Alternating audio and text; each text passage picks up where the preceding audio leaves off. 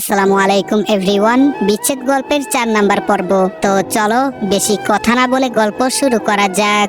নূরজাহান বলল, বাবা মনে আছে সেই দিনের কথা যখন আইসিইউতে মৃত্যুপথের যাত্রী ছিলাম। আমি ঢাকা থেকে বেড়াতে এসেছিলাম। এসে আমি অসুস্থ হয়ে পড়ি। ডাক্তার বলেছিল আমার 2টা কিডনি খারাপ হয়ে গেছে। 1 সপ্তাহের ভেতর যে করেই হোক একটা কিডনি হলেও আমাকে দিতে হবে, না হলে আমাকে বাঁচানো সম্ভব নয়। সেদিন তুমি পাগল হয়ে গিয়েছিলে, এদিক সেদিক ছুটে বেরিয়েছিলে, কিন্তু কোথাও একটা কিডনিও পাওয়া যায়নি। অবশেষে পত্রিকায় বিজ্ঞাপন দিয়েছিলে একটা কিডনি দিতে পারলে তুমি 1 কোটি টাকা দিবে। তবুও কোথাও কিডনি পাওয়া যায়নি। সবাই যখন আমার বেঁচে থাকার আশা ছেড়ে দিয়েছিল, ঠিক 6 দিনের মাথায় কেউ একজন এসে একটা কিডনি দিয়ে আবার চলেও গেল। অথচ কেউ জানতে পারলো না কে দিয়েছে, আর কেউ জানার চেষ্টাও করনি। বাস আপনার মেয়ে বেঁচে গিয়েছে, এতেই হলো। নূরজাহান বেগম চোখের পানি ছেড়ে দিলেন। নানা ভাই বলল, তোর কিডনির সাথে এসবের সম্পর্ক কি? নূরজাহান বলল, কি সম্পর্ক সেটা তুমি জানো না, আর কোনোদিন জানবেও না। যদি আজকে না বলি তাহলে সেদিন সামিরা আমাকে কিডনি দিয়েছিল।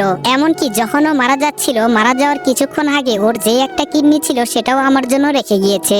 যেই মানুষটা আমাকে মরে যাওয়া থেকে বাঁচিয়ে নতুন জীবন দান করলো, আমি তার জন্য সামান্য কিছু করতে পারবো না? তোমরা জানো না নীল কার ছেলে? নীল সেই মায়ের সন্তান যেই মা তোমার মেয়েকে আবার নতুন করে বাঁচিয়ে রেখেছিল, আমাকে নতুন জীবন দিয়েছিল। নীল সেই মায়ের সন্তান, আর তোমরা কিনা তাকে এত কষ্ট দিয়েছো।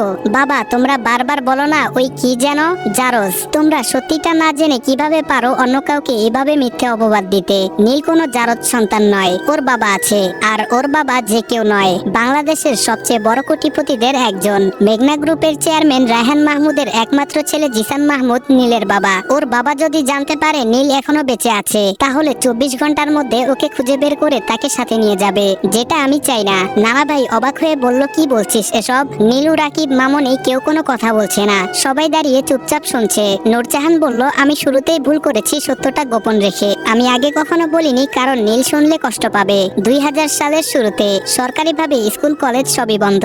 নূরজাহান বাসায় আসবে, সকাল থেকে ব্যাগ গুছিয়ে রেখেছে, আর একটু পরেই বেরিয়ে যাবে। সামিরা বলল, আচ্ছা নূর, আমাকে তোর সাথে নিয়ে চল না, আমি এখানে একা একা কি করব শুনি? নূর বলল, কি করবি সেটা তুই জানিস না? চুটিয়ে প্রেম করবি জিসানের সাথে।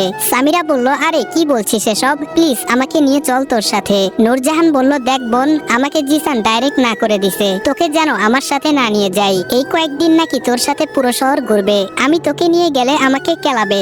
সামিরা ভ্রু কুচকে বলল, জিসান এই কথা বলেছে?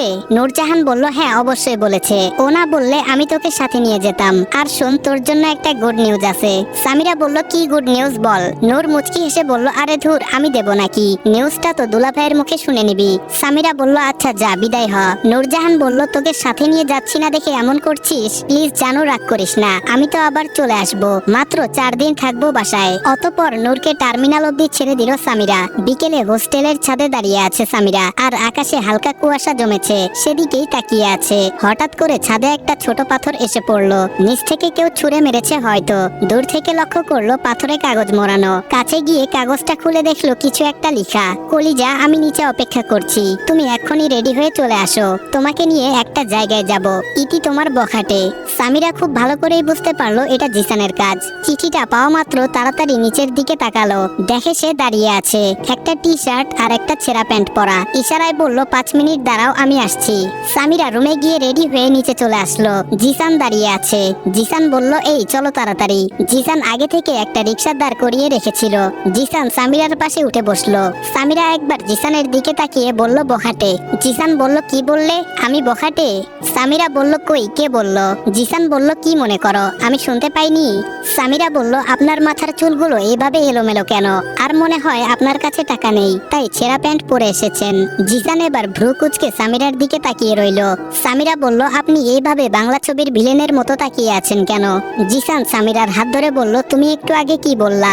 আমার কাছে টাকা নেই? আমি ছেঁড়া প্যান্ট পরে এসেছি, আমাকে কিছু টাকা দাও, একটা প্যান্ট কিনবো, প্লিজ না করো না।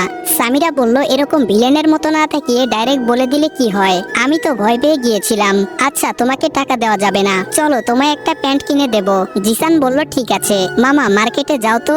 জিসান সামিরার দিকে তাকিয়ে আছে, আর সামিরা শহরে থাকা সব কয়টা গাড়ির দিকে তাকিয়ে তাকিয়ে দেখছে। কি অদ্ভুত মেয়েটা, রিলেশনের 2 বছর হয়ে গিয়েছে, এখনো আমাকে আপনি আপনি করে কথা বলে, কোনোদিন আমার বিষয় জানতে চায়নি, আর আমিও বলিনি। তবে নূর অনেকবার জিজ্ঞেস করেছিল আমার বাসা কোথায়, বাবা কি করেন, ভাই বোন কতজন। তখন তাকে শুধু বলেছিলাম বাবা একটা বেসরকারি চাকরি করেন, আর ভাই বোন বলতে আমি একা, আর কিছু জানতে চাইনি, আর আমিও আগ বাড়িয়ে কিছু বলিনি। সামিরা বলল, আচ্ছা আপনি বলেছিলেন আমাকে কোথাও নিয়ে যাবেন, তা কোথায় নিয়ে যাবেন শুনি? জিসান বলল, আগে চলো, গেলেই জানতে পারবে। রিক্সাওয়ালা বলল, মামা নামেন, এসে পড়েছি।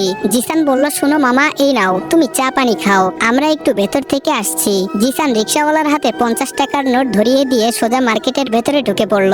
জিসান বলল, আচ্ছা কলিজা। সাথে সাথে সামিরা ধমক দিয়ে বলল, এই চুপ করেন, কি শুরু করলেন? এত লোকের ভিড়ে আপনি আমাকে কলিজা বলবেন না। জিসান বলল, ওকে সরি, চলো মহারানী। জিসানের জন্য একটা টি শার্ট একটা প্যান্ট কিনলো, আমার জন্য একটা টি শার্ট আর একটা প্যান্ট কিনলো। প্রথমে আমি দিতে চেয়েছিলাম, পরে ভাবলাম না, থাক না, প্রিয় মানুষটার দেওয়া কিছু। সামিরাকে নিয়ে সোজা আমার বাসায় চলে আসলাম। সামিরা দেখতে পেল বিশাল বড় একটা বাড়ি। সামিরা বলল, এই আপনি এটা কার বাড়িতে আমাকে নিয়ে এসেছেন? জিসান বলল, আমার এক ফ্রেন্ডের বাড়ি এটা, ওনারা তোমাকে দেখতে চেয়েছিলেন তাই নিয়ে আসলাম তোমাকে। সামিরা বলল, দেখুন আমি কারো বাসায় যাব না, আমাকে হোস্টেলে দিয়ে আসেন। জিসান বলল, আরে পাগল নাকি, চলো আমার সাথে। হাত ধরে নিয়ে গেল। ভেতরে সোফায় বসে আছেন আমার ছোট ফুপু। আমাকে আর সামিরাকে দেখে কাছে আসলেন। জিসান বলল, ফুপু আম্মু কোথায়? ফুফু বলল, তোর আম্মু উপরে, তার আগে এটা বল মেয়েটাকে। জিসান বলল, তোমার বৌমা। সামিরা চোখ বড় বড় করে তাকিয়ে আছে জিসানের দিকে, তার ফুফু হা করে তাকিয়ে আছেন সামিরার দিকে। সামিরার বুঝতে বাকি রইল না এটা জিসানের ফ্রেন্ডের নয় বরং তারই বাসা। জিসান বলল, সামিরা চলো। জিসানের মায়ের রুমে গিয়ে সামিরাকে বলল, যাও সালাম করো, ইনি আমার আম্মু। সামিরা পা ছুঁয়ে সালাম করে নিল। জিসানের মা বলল, আরে উঠো মা, এ কি করছো? সামিরা চুপচাপ দাঁড়িয়ে আছে। এই মুহূর্তে তার কি করা উচিত সে নিজেই জানে না। মনে মনে জিসানের উপর অনেক রাগ জমতে শুরু করলো। বলা নেই হঠাৎ করে এমন একটা পরিস্থিতির মুখে দাঁড় করিয়ে দিল। জিসান বলল, আম্মু এখনো বললে না তোমার বৌমা কেমন? জিসানের মা বলল, মাশাআল্লাহ অনেক সুন্দর। তোমার নাম কি মা? সামিরা বলল, জি আন্টি, আমার নাম সামিরা। জিসানের আম্মু বলল, জিসান তুই সামিরাকে নিয়ে তোর রুমে যা, আমি আসছি। জিসান সামিরাকে নিয়ে রুমে চলে আসে। জিসান গিয়ে খাটের উপরে বসে পড়ে। সামিরা দরজার পাশে দাঁড়িয়ে চোখ ছোট ছোট করে তাকিয়ে আছে জিসানের দিকে। জিসান বলল, কি হলো কলিজা, এদিকে আসো, ওখানে দাঁড়িয়ে আছো কেন? সামিরা বলল, জানেন কাউকে মিথ্যা বলার পরিণাম কি হতে পারে? আপনি এত মিথ্যাবাদী কেন? জিসান অবাক হয়ে বলল, আজিব তো, আমি আবার কখন তোমাকে মিথ্যে বললাম? সামিরা বলল, আপনার বাবা একটা বেসরকারি চাকরি করেন, আপনার ফ্যামিলিতে কেউ নেই, শুধু আপনি আর আপনার আব্বু আম্মু, এটা মিথ্যে নয়? কই, এখানে আসার পর তো আমার একবারও মনে হয়নি আপনার বাবা একটা বেসরকারি চাকরি করেন। আমি তো দেখলাম আপনার ফুপু আছে, চাচা চাচি আর একটা ছোট বোনও আছে, এগুলো কি তাহলে কারো কাছ থেকে কিনে এনেছেন? জিসান বলল, ওহ মাই গড, তুমিও না? এইগুলো তো আমি নূরজাহানকে বলেছি, তোমাকে তো বলিনি, আর তুমি তো কোনোদিন জিজ্ঞেসও করনি, তাহলে তোমাকে আমি মিথ্যে কখন বললাম? সামিরা বলল, আরে এটা তো একই কথা, আমাকে বলা আর নূরকে বলা একই।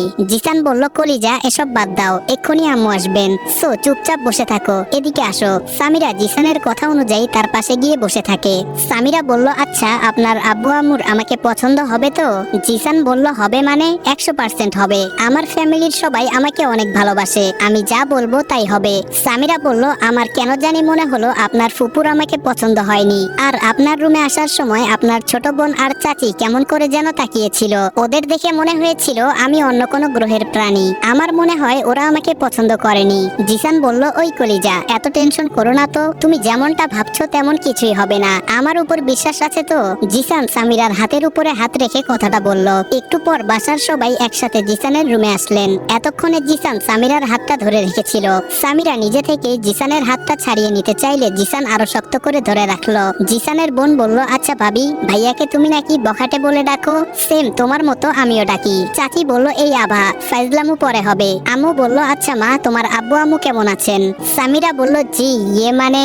সামিরা একদম নার্ভাস হয়ে গিয়েছে, কি বলবে। জিসান বলল, আম্মু ওর আব্বু আম্মু কেউ নেই। জিসানের আম্মু বলল, স্টুপিড, তুই আগে বলতে পারলি না?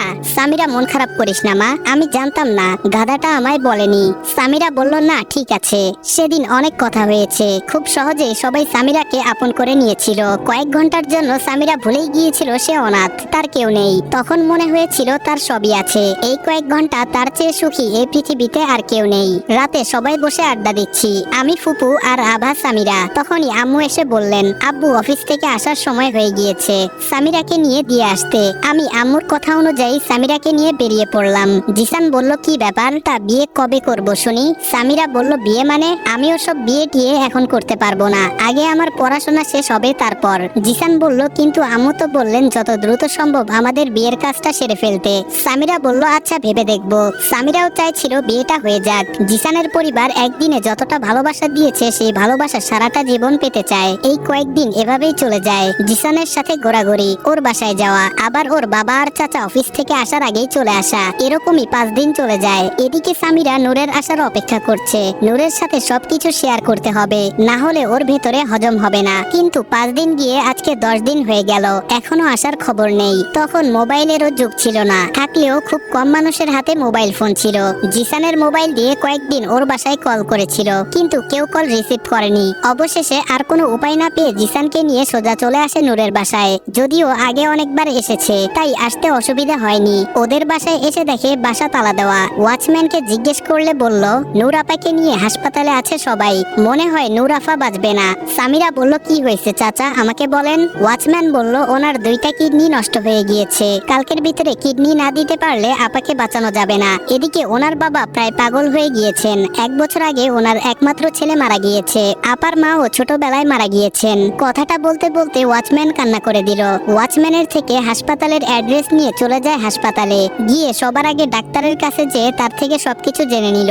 সামিরার মাথা কাজ করছিল না, যেভাবেই হোক নূরকে বাঁচাতে হবে। যখন কোনো কিডনি পাওয়া যায়নি তখন সামিরা সিদ্ধান্ত নেয় তার একটা কিডনি দিয়ে দিবে। জিসান তখন খুব রেগে যায়। জিসান বলে সামিরা তুমি পাগল হয়ে গিয়েছো, কিডনির ব্যবস্থা হয়ে যাবে, এখনো 24 ঘন্টা আছে, তবুও তুমি প্লিজ এরকম করো না।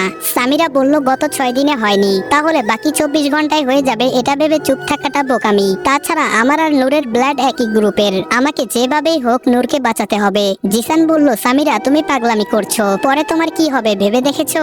সামিরা বলল হ্যাঁ আমি পাগলামি করছি, আমার যা হবার হবে, আমার চোখের সামনে আমার বোনটা মারা যাবে আর আমি তা চেয়ে চেয়ে দেখবো?